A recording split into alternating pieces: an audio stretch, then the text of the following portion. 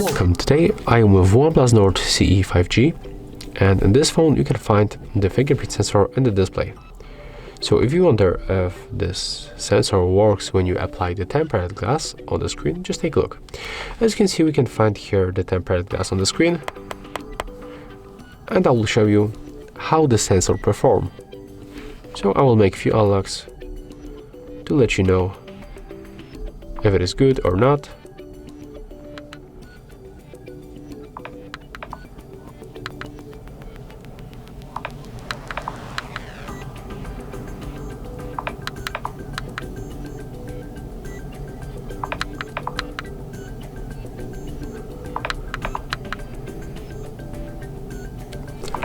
So as you can see, there is no any problem with the sensitivity of our fingerprint sensor when we apply this kind of the tempered glass on the screen.